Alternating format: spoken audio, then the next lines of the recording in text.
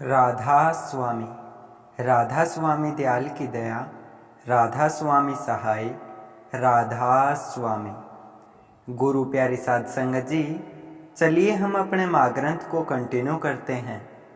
और आज का अपना शीर्षक है अपने करीबी को कहना, यह अधिकार तो केवल मास्टर का है।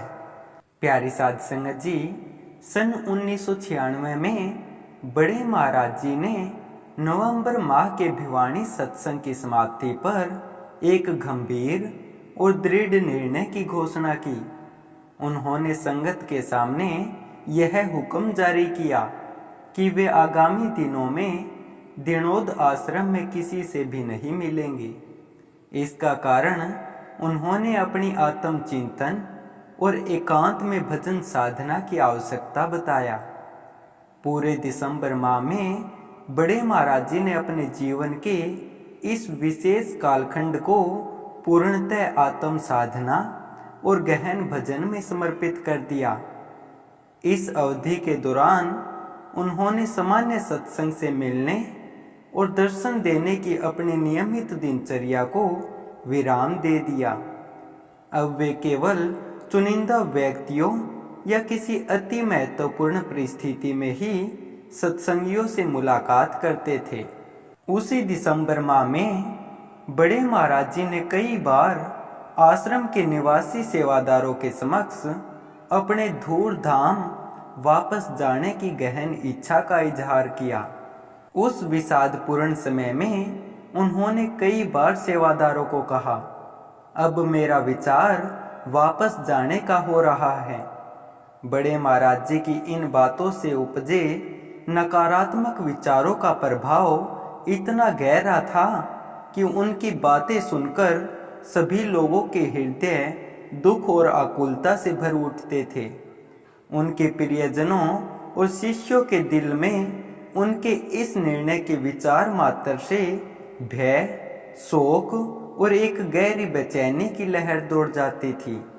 उस भयानक और अनिश्चित दौर में कुछ ऐसे भी थे जो बड़े महाराज जी के करीबी तो थे, परंतु उनके प्रति उनका प्रेम कम और बड़े महाराज जी की अथक मेहनत से निर्मित इस डेरा जैसे भव्य भौतिक साम्राज्य के प्रति उनका लगाव अधिक था।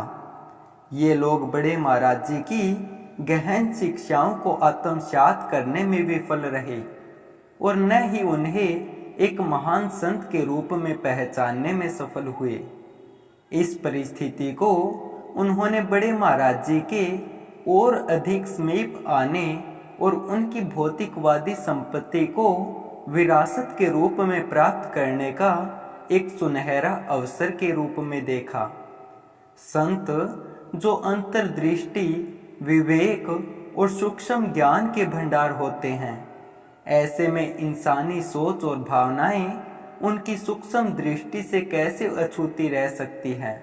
बड़े महाराज जी के अपने निज धाम को प्रस्थान करने से एक माह पूर्व जब कुछ चुनिंदा लोगों का आश्रम में आवागमन बढ़ा, उन्होंने तुरंत उनके निहित स्वार्थों को भांप लिया।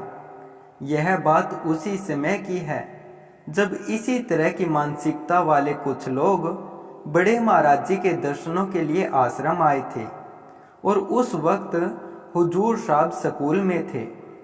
बड़े महाराज जी उन लोगों के साथ कमरे के बाहर खाट पर आराम फरमा रहे थे, उनकी बातें सुनते हुए।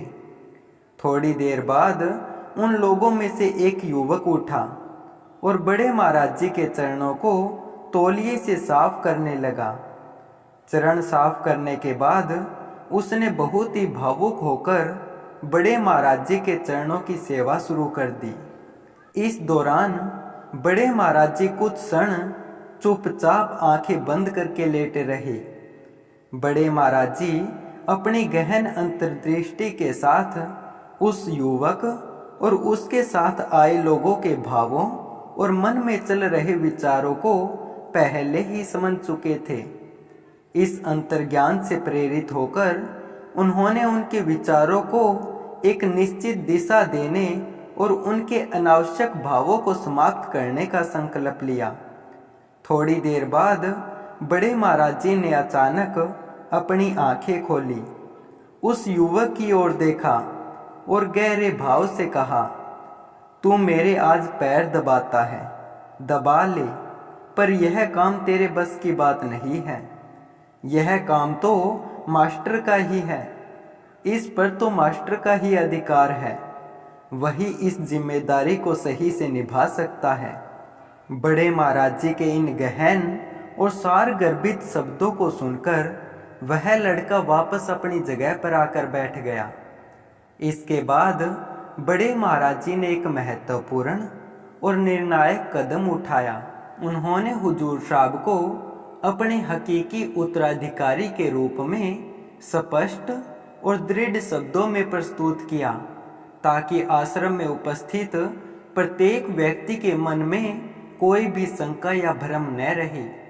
उन्होंने गंभीरता और अधिकार पूर्ण भाव से कहा, जितना अधिकार इस आश्रम पर मास्टर का है उतना तुम्हारा नहीं है। मेरे पीछे से तुम इस आश्रम से कोई आस न तकना। यह आश्रम मेरे मास्टर की जिम्मेदारी है, वो ही संभालेगा इसे। बड़े महाराज जी ने अनगिनत बार और विभिन्न अवसरों पर अपने मास्टर को अपना सच्चा उत्तराधिकारी बताया। इस मामले में कभी कोई कमी नहीं रखी, किंतु फिर भी लोग अपने स्वार्थ और लोभ के कारण उनके आदेश और इच्छाओं की अवहेलना करते रहे। जब हुजूर साहब ने बड़े महाराज जी के हुक्म के अनुसार गुरु गद्दी संभाली तो इन्हीं लोगों ने उनका घोर विरोध किया। अपनी स्वार्थपूर्ण आकांक्षाओं को सिद्ध करने के लिए इन लोगों ने हुजूर साहब के खिलाफ संगत में विभिन्न प्रकार के षड्यंत्र रचे, इस उम्मीद में कि वे परेशान होकर अपनी जिम्मेदारियों का त्याग कर देंगे। पर हुजूर साहब जैसे गुरमुख तो धूमधाम से अवतरित होकर आते हैं। उनके आगे कपटी लोगों द्वारा खड़ी की गई मुसीबतें कहाँ टिकनी थी। वे तो स्वयं इस जग में करोड़ों जीवों की परेशानी और मुसीबतों को हरने आए हैं। जिन्होंने भी हुजूर साहब का विरोध किया और उनके खिलाफ जाकर उनको हानि पहुंचाने का प्रयास किया, उन सभी को हुजूर महाराज जी ने संसारी लोगों की तरह कभी पलट कर जवाब नहीं दिया। इसके विपरीत उन्होंने दुगने प्यार और सम्मान के साथ उन्हें अपनाने की कोशिश की। हुजूर महाराज जी ने आर्थिक, शारीरिक और मानसिक रूप से उनकी सेवा की, ताकि उनके भीतर की नफरत की आग को शांत किया जा सके। अपने विरोधियों द्वारा उन पर थोपे गए दुर्भाग्यपूर्ण आचरण का जवाब हुजूर साहब ने अपने सत्कर्मों और अगाध प्रेम के साथ दिया।